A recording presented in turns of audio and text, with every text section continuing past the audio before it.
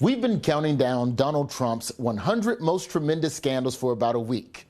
It just occurred to me that we should have left a blank spot in this countdown for whatever shit he's done since we started doing this countdown. And now we're down to the top 25. These are the big ones. These are the scandals that are going to cement President Trump's place in the history books. Assuming history books are still allowed after November. So let's start the countdown at number 25. Donald Trump and his father built the family's empire by dodging taxes for decades. It reportedly included instances of outright fraud. Peaceful protesters were tear gassed. These aren't people. These are animals. Conditions at migrant detention facilities are simply horrific. President Trump swiftly fires the acting attorney general. Fired 5 independent watchdogs. The diverting of billions of dollars from the Pentagon budget to fund the president's border wall. This is an island surrounded by water, big water, ocean water. China should continue building these concentration camps for the mass detention of Uyghur Muslims because President Trump thought that, quote, was exactly the right thing to do. And then we fell in love. Okay?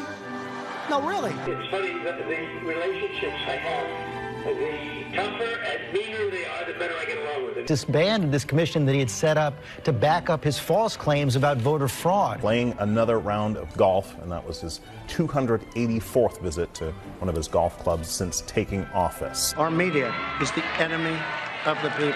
Somebody said I should not criticize judges. Okay, I'll criticize judges. Trump has now made more than 20,000 misleading or false statements. The president, who routinely skips reading the president's daily briefing. Mailmen selling the ballots. They're being sold. They're being dumped in rivers. Russia wanted Donald Trump to win, that his campaign was eager to accept Russia's help. The president said, I need loyalty. I expect loyalty. Woodward pressed the president about MBS's role in Khashoggi's murder. Trump told Woodward, I saved his ass. Another woman comes forward with another claim about Donald Trump's behavior. Separating children from their families at the border. This is CNN Breaking News. President Trump has been impeached. How does he even have the energy for this many scandals? I mean, I have a theory, but our lawyer said that we don't have any proof, so we can't put it on the list. Number 1 is still ahead, but now let's look at scandal number 2. Gather around for this one, everybody. Well, not too close. Keep 6 feet. A global pandemic would be a crisis for any president. But it would take Donald Trump to turn coronavirus into not just a scandal, but one of the biggest scandals of all time. You can call it a germ, you can call it a flu, you can call it a virus. You know, you can call it many different names. I'm not sure anybody even knows what it is. Trump was working on screwing up the pandemic before there was even a pandemic to screw up. The Trump administration disbanding the National Security Council's pandemic unit in 2018. We worked very well with that office. It would be nice if the office was still there. And when the outbreak began in Wuhan, the Trump screw-ups really began taking off. As China tried to hide how bad things were, Trump helped them cover it up because he wanted a trade agreement. It's all taken care of, and China's working very hard on the problem. That's called the art of the deal. The next screw-up came when the virus reached America. You have 15 people, and the 15 within a couple of days is going to be down to close to 0. Just as China was finally admitting that this thing was more viral than a white girl dancing on TikTok, Trump began doing the opposite. This is a flu.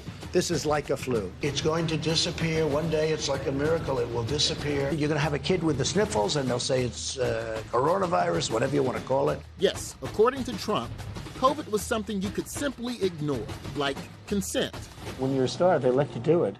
But even though COVID was no more harmful than just a case of the sniffly whifflies, he still put together a task force led by the smartest guy he could find, one office over. And this guy had lots of experience when it comes to not handling a public health crisis. While Trump continued to promise that COVID is going away, and it will go away, and we're going to have a great victory, he did everything he could think of to make sure it stuck around. So I said to my people, slow the testing down, please. With the masks, it's going to be really a voluntary thing. You can do it. You don't have to do it. I'm choosing not to do it. The Trump administration dismissed the PPE shortage and instead encouraged reusing supplies. I don't take responsibility at all. Eventually, Trump was persuaded to take the pandemic a little more seriously. I am confident that by counting and continuing to take these tough measures, even if he pretty clearly wasn't happy about it. Okay. Hey, I know how you feel, Donald. I get cranky too when the pandemic pulls me away from my 18 hours of golf. But before long, the second wave of screw-ups would begin as Trump went full snake oil salesman. Hydroxychloroquine. Try it, if you'd like. And then I see the disinfectant. Is there a way we can do something like that? By injection. Turns out the D in DJT stands for doctor. And the J stands for Jesus. Did he just say that we should inject ourselves with bleach?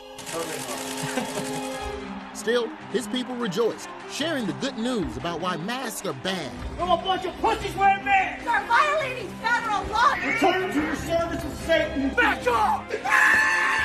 And showing up at his rallies without a care in the world. They are dying. That's true. And it is what it is. As the U.S. became a global leader in coronavirus, it seemed like the good times would never end until it all came crashing down. Breaking news overnight. President Trump and First Lady Melania Trump test positive for the coronavirus. At least 28 people connected to President Trump have tested positive for COVID. It's a sobering reminder that coronavirus is real, and even the most powerful people, even the President of the United States, are vulnerable to this terrible disease. Nah, you can't hurt Donald Trump. His blood is made of cheeseburgers. I'm immune. I could come down and start kissing everybody. So even as Trump's first term comes to an end, COVID, his most impressive scandal keeps soaring to new heights. On a scale of 1 to 10, how would you rate your response to this crisis? I'd rate it a 10. Be honest. When Tom Hanks caught the Rona back in March, did you really think we'd still be dealing with this shit in November? 8 months. It's been 8 months. I'm starting to think having a president with an attention span of 8 seconds was a mistake. Well, you've seen Donald Trump's top 99 scandals. The man is a tax-dodging, Putin-loving, pussy-grabbing, bleach-drinking crybaby. Which brings us to his most tremendous scandal. He's somehow still president. How? How is he still the president? You would think at number 60, somebody would have said something. Unbelievable. How